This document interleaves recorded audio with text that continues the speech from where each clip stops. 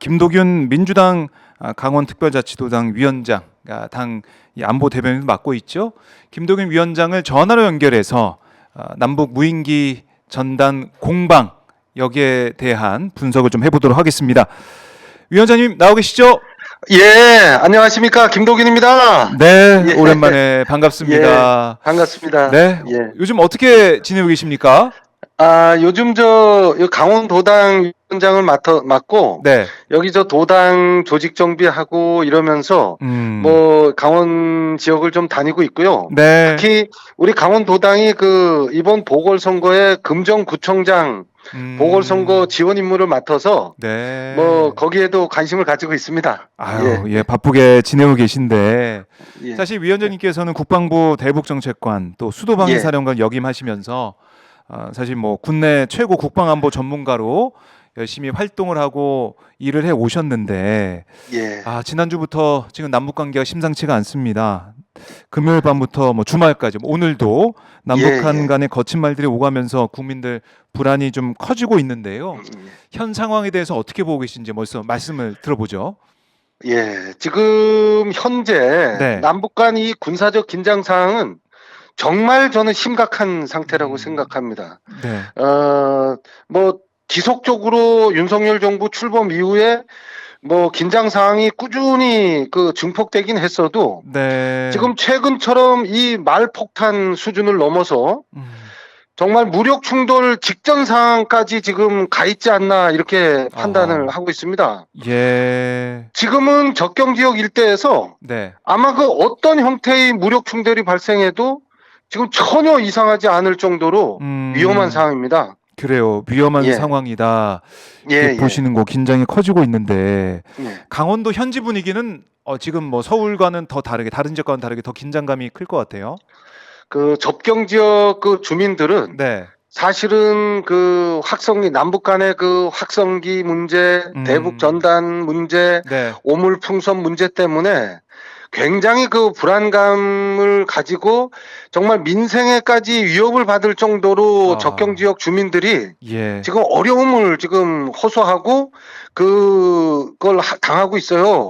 근데 최근 지금 이렇게 더 지금 군사적 긴장이 증폭되다 보니까 네. 접경 지역 주민들이 이 무력 충돌 불안감 때문에 사실은 굉장히 많이 지금 호소가 하고 있습니다. 하물며 예. 전쟁 발발할 그런 불안감까지 겪고 있고요. 지금 접경 지역에 예를 들면 관광객들이 찾던 전망대나 우리 지역 같은 네. 경우는 통일 전망대나 이런 지역이 전부 지금 출입을 할 수 없을 그런 상황이 돼서 예. 사실은 많이 불안해하고 있습니다. 예. 그러니까 지금 불안감을 느끼는 그 강도가 정말 다를 수밖에 없다는 생각이 드는데, 그러니까 박지원 민주당 의원도 SNS에 쓴 글을 보니까 한반도는 준 전쟁 중이다. 경제는 무너져도 살릴 수 있지만 전쟁이면 남북 다 죽는다. 이렇게까지도 메시지를 내놓고 당에서도 강하게 대응을 좀 하고 있더라고요. 이렇게 민주당에서 목소리를 낼 수밖에 없는 상황이라는 거죠. 위험한 상황이죠. 위험한 상황이다. 정말 전쟁 상황으로까지 번지지 않을까 하는 그런 우려가 네. 현실로 나타날까봐 지금 다들 걱정하고 있습니다. 네. 예. 그런데 이제 북한에서는 지난주에 있었던 세 차례 우리 대한민국 한국에서 무인기를 보내서 전단을 살포했다라고 주장을 해 오면서 이번에 보니까 국경선 부근 포병 연합부대 또 중요 화력 임무가 부과된 부대들의 완전 사격 준비 태세를 갖추라는 작전 예비 지시를 하달했다라고 또 얘기까지 했어요. 이거 좀 어떻게 보셨습니까? 북한의 움직임? 지금 북한이 말폭탄 수준의 대남 위협 단계를 넘어서서 실제로 행동 조치를 하겠다고 하는 공언을 지금 하고 있는 겁니다. 그래서 인민군 총참모부가 전선 지역에 있는 작전 포병 부대에 작전 예비 지시를 내렸다고 이렇게 공식적으로 발표하는 걸 보면 사실은 접경 지역의 지금 군사적 긴장 수위는 상상 이상으로 지금 커져 있습니다. 남북이 말폭탄으로 시작해가지고 군사적 행동 단계로까지 진입하고 있는 네. 이런 위험한 사항을 이대로 하여튼 방치하면 정말 안 됩니다. 예. 그러니까 지금 민주당은 국민들의 이게 우려의 목소리, 또 예. 접경 지역의 주민들의 불안감, 이걸 계속 듣고 여기에 대해서 정부가 제대로 대응을 해야 된다라고 주장을 하고 요구를 하고 있는데, 예, 예. 사실 뭐 윤석열 정부 입장에서는 글쎄요, 계속해서 남북 관계 긴장을 좀 고조가 되고 있는, 이걸 좀 지켜보고만 있다는 생각이 드는데, 그러니까 이 평양에 무인기가 나타났다. 이거는 지난 2022년에 있었던 북한 무인기의 뭐 강화도 부근에, 아니면 뭐 용산 대통령실 3km 앞까지 왔다 하고 그 무인기 침투, 이거 좀 비교가 되는 그런 상황이 또 발생한 것 같기도 하고요. 그렇죠? 이게 참 안타깝습니다. 네. 아마 아시겠지만은 22년 그 12월 당시에 언론 보도에서도 네. 뭐 윤 대통령이 북한에 무인기 침투를 지시했다라는 그런 내용이 언론 보도에 그 당시에도 있었는데, 사실은 그런 선상에서 지금 그 평양 지역의 그 무인기 상황이 네. 내비쳐질 아하. 그런 우려가 있다 보니까 네. 금년 연말에도 다시 북한의 무인기가 서울 상공에 침투하는 이런 정말 그 엄청난 상황이 재현되지 않을까 하는 그런 그 염려가 네. 지금 생기고 있습니다. 위원장님이 보시기에는 2022년 12월에 있었던 예, 북한의 무인기 침투가 또 있을 수도 있다. 대응 그렇습니다. 차원에서 북한의 예. 주장에 따르면 우리가 예. 침투했다고 주장하고 있으니까 북한이 또 보낼 수가 있다, 이렇게 보시는 거군요. 그럼요. 예. 네. 충분히 그럴 개연성이 있습니다. 아하. 그렇게 되면 우리가 또 어떻게 대응할까, 이 부분도 저희가 좀 우려스럽게 보고 있는 것인데, 예. 일단은 북한의 이런 주장, 우리가 무인기를 보냈다라는 이런 북한의 주장에 대해서 우리 군은, 특히 김영현 국방장관 같은 경우는 지난주에 국감에 나와가지고 예. 이거 뭐 아직 상황 파악 못했다라고 얘기를 하면서 그러니까 북한 내부에서 할 수도 있다, 뭐 이렇게도 얘기를 하더라고요. 그랬죠. 네, 예. 그랬다가 나중에 정부 공식 입장은 확인해 줄 수 없다라고 공식적으로는 또 얘기를 하던데, 예. 다소 이제 모호한 입장이라고 볼 수가 있는데요. 이건 어떻게 풀이하고 계십니까? 저도 그 언론을 통해서 네. 그 북한의 자작극 그 가능성에 대한 내용을 봤는데요. 네네. 그 자작극 가능성 부분은 사실은 우리가 섣불리 판단해서는 안 됩니다. 왜냐하면 제가 이제 지난 시기에 대북 업무를 쭉 해오면서 네. 북한의 행태를 이렇게 살펴볼 때 북한이 아예 없었던 일을 일부러 네. 만들어서 그 노동신문 등을 이렇게 활용해서 자작극을 하는 그런 경우나 그 행태는 네. 제가 보질 못했습니다. 다만 예. 조그만한 단초라도 있으면 그것을 과장 또 확대해가지고 뭐 대남 차원 또는 대내 차원으로 네. 그 전략적으로 활용할 그런 가능성은 있다고 봅니다.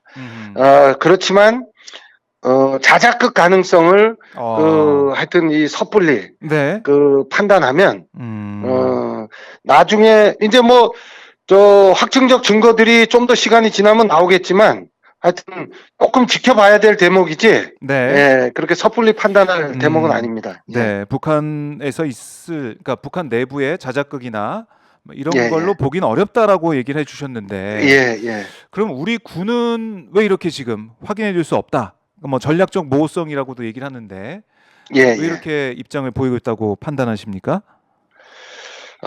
제가 볼 때는 우리 국방부나 네. 신원식 안보실장이 그 방송에 나가서나 또는 언론 매체에 발표한 내용들을 보면 네. 이번 사건을 대하는 이 태도가 사실 가볍고 신중하지 못하다는 느낌을 제가 받습니다. 왜 그렇게? 왜냐하면 이 남북 간 이 안보 군사 문제는 항상 이 최악의 상황을 염두에 두고 국가가 위기 관리를 해야 되는 정말 중요한 사안입니다. 그렇죠. 그런데 네. 이런 문제들을 가볍게 북한 내부에 어떤 문제가 있는 것처럼 상황 평가를 한다거나 또는 그 북한의 어떤 이것을 경략적으로 활용하기 위한 쪽으로 이렇게 계속 얘기하면서 네. 불필요한 그 강도 높은 그런 언행을 계속 하는 것은 사실 이 사안을 관리하는데, 네. 왜냐하면 이 남북 간 사항은 우선은 위기 관리를 안정적으로 해서 국민들의 그 불안감을 해소하는 노력을 병행해야 되는데, 네. 도리어 이 국민들의 불안감을 증폭시키고 남북 간의 그 군사적 긴장 사항을 높여서 접경 지역 일대가 지금 일촉즉발의 상황으로, 위기 상황으로 네. 지금 만들어지고 있는 것은 대단히 바람직하지 않습니다. 당연히 대비태세를, 대북 경계태세와 대비태세를 강화하는 건 당연한 문제입니다. 네. 하지만 국민들이 이렇게 불안해하고 또 접경 지역의 군사적 긴장도 수준이 이렇게 증폭되게 만드는 이런 위기 관리는 네. 바람직하지 않다고 생각합니다. 예. 그러니까 기본이 이제 위기 관리인데 그걸 좀 가볍게 보고 있는 것 같다라는 지적을 하신 거잖아요.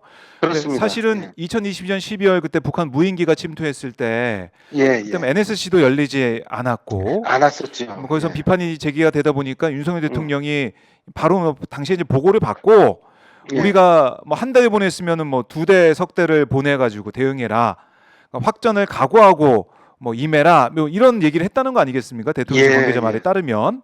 그러니까 이른바 힘에 의한 평화, 그리고 북한의 이런 도발에 있어서 바로 대응하는 이런 정부의 기조, 이런 것들 때문에 국민들이 더 불안해하시는 것 같기도 해요. 불안하죠. 네.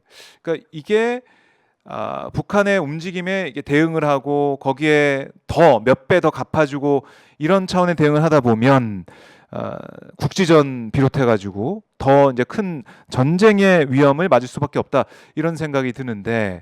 정확하십니다. 네, 그 말폭탄을 떠나서 정말 이 폭격을 주고받는 상황까지 갈 수 있다, 이렇게 염려를 하시는 거네요, 우리 위원장님께서는. 그렇습니다. 네. 사실은 이 남북 간 안보, 특히 군사 문제는 정말 신중하게 위기 관리를 해야 되는 사안입니다.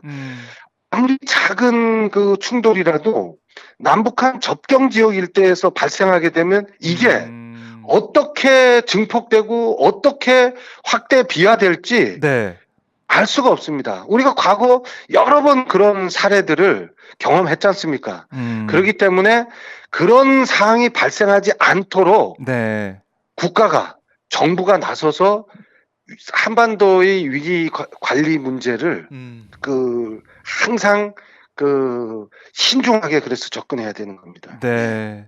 자, 다시 이제 무인기 문제로 잠깐 돌아와 보면 그러면 북한의 자작극의 가능성은 낮다라고 보셨으니까 그럼 남쪽에서, 그러니까 우리 한국 쪽에서 넘어갔다, 이렇게 보시는 건가요, 위원장님께서는? 그거는 조금 확인이 좀 필요합니다. 확인이 필요하다. 왜냐하면 아마 북한에서 무인기와 관련한 자료들을 내놨으니까 그 자료만으로는 우리가 어떤 확증적 근거가 될 수는 없습니다.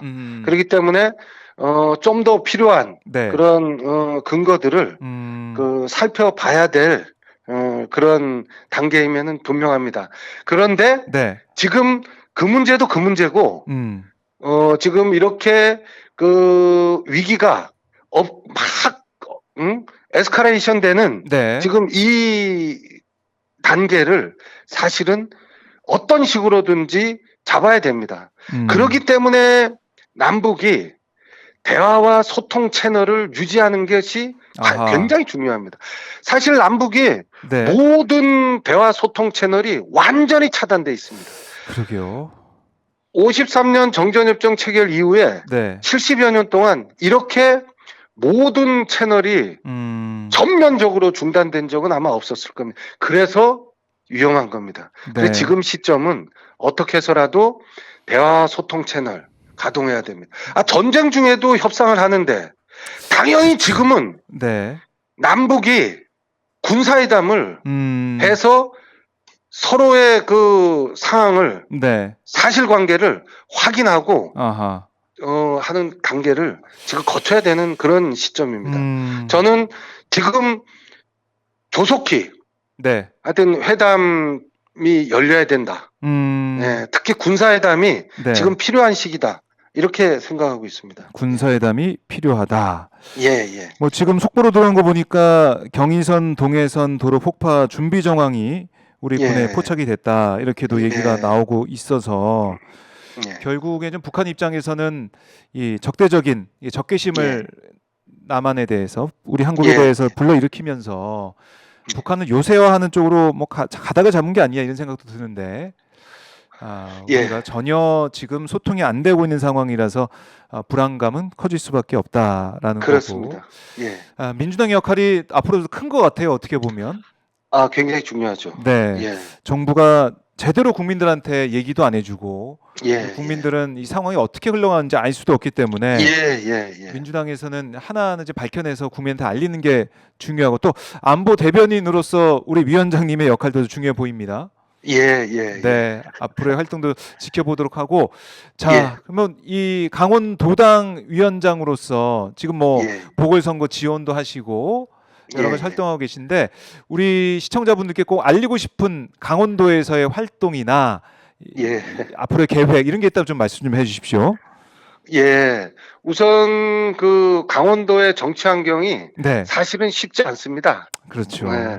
예. 또 이 지역이 또 가장 넓은 그 접경 지역을 가지고 있다 보니까 그 지금처럼 남북 간에 이렇게 그 위기가 조장이 되고 네. 증폭이 되면 접경 지역에 있는 주민들이 그 민생의 위협을 받을 정도로 사실은 어렵습니다.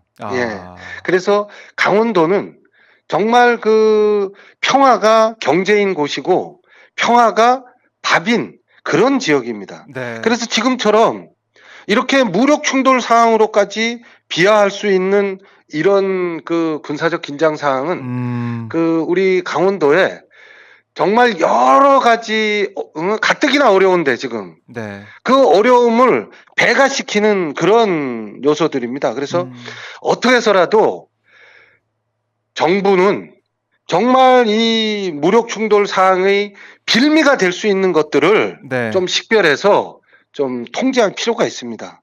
예. 그래서 이 남북 간 접경 지역 일대에서의 군사적 긴장 문제를 하여튼 해소시키려는 그런 노력들을 해야 되는 겁니다.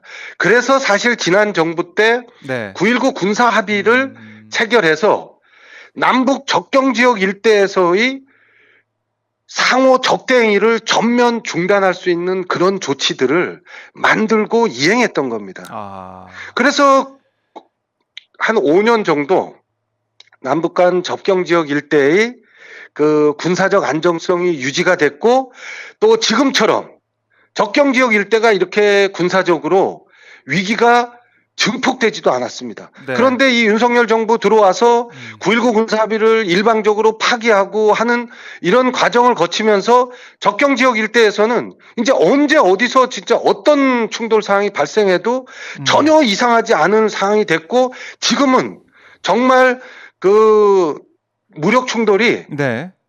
발생할 수 있는 그 직전 상황까지 갔다는 것이 정말 가슴 아프고 걱정스럽고 네. 또 이 강원도 특별자치도 저 주민들의 이 불안감을 정말 그 온몸으로 이렇게 느끼다 보니까 네. 아주 안타깝고 유감스러운 그런 입장입니다. 그래서 아까도 제가 말씀드렸지만 한 번 더 말씀드리면 지금은 정말 남북이 대화를 해야 될 때입니다. 네. 그리고 군사적으로 이렇게 그 긴장이 증폭됐을 때는 군사회담을 개최해서 네. 확인을 해야 됩니다. 예. 그래요. 그 말씀을 꼭 드리고 싶습니다. 예. 우리 남북 간의 대화를 통해서 평화로 그래 어떻게 보면은 우리가 대응할 수 있는 그런 기반부터는 좀 만들어야 된다. 평화로 가야 된다. 이렇게 말씀해 주시지만 이번 윤석열 정부에서는 뭐 힘에 의한 평화를 계속 외치고 있기 때문에 걱정입니다. 제대로 좀 이 민주당의 또 국민들의 목소리가 전달될지 의구심이 드는 그런 상황입니다. 알겠습니다. 위원장님 오늘 말씀 너무나 잘 들었고요. 예, 전화로 고맙습니다. 이렇게 뵀는데 다음에는 예. 또 저희 스튜디오에서 모시고 말씀 예. 들어보도록 하겠습니다. 예, 고맙습니다. 네, 예. 고맙습니다. 자, 지금까지 김도균 민주당 강원도당 위원장 말씀을 들어봤는데요. 북한의 무인기 침투 주장, 평양 상공에 남쪽에서 보낸 한국에서 보낸 무인기 여기서 삐라를 살포했다 이렇게 주장을 하고 있습니다. 세 차례 했다고 이번 달에 평양 상공에 무인기가 나타났다고 주장을 하면서 뭐 포격 준비도 하고 도로도 끊고 또 말폭탄도 쏘고 이렇게 얘기를 하고 있는데 여기에 대한 대응을 어떻게 해야 될 것이냐. 윤석열 정부가 그동안 얘기했던 힘에 의한 평화, 또 지난번 북한 무인기가 침투했을 때 우리가 몇 배 더 대갚아주는 확전을 각오하고 대응해야 된다. 이렇게 얘기를 하게 된다면 계속해서 긴장이 고조가 되면서 여기저기서 국지전이 일어나지 않을까라는 걱정 많은 국민들이 하고 있습니다. 국민들의 불안을 잠재울 수 있는 정부의 상세한 설명과 또 입장 표명이 필요하다 이런 목소리는 계속 커질 것 같습니다. 자, 박정호의 스팟 오전 순서 이렇게 좀 마무리해 보고요. 저는 잠시 뒤 12시에 김민석 민주당 최고위원과 함께 돌아오겠습니다. 윤석열 정권 이후에 집권 준비를 해 나가야 되고 또 이 당에서는 이번 무인기 사태에 있어서 박지원 단장을 정점으로 하는 당의 대응도 해 나가겠다라고 얘기를 하고 있는데요. 김민석 최고위원과 잠시 뒤 12시에 전화 연결을 통해서 자세한 말씀 들어보도록 하겠습니다. 자, 여러분들 잠시 쉬셨다가 12시에 박정호의 스팟 오마이 TV와 함께 해주시면 고맙겠습니다. 잠시 뒤에 뵙겠습니다.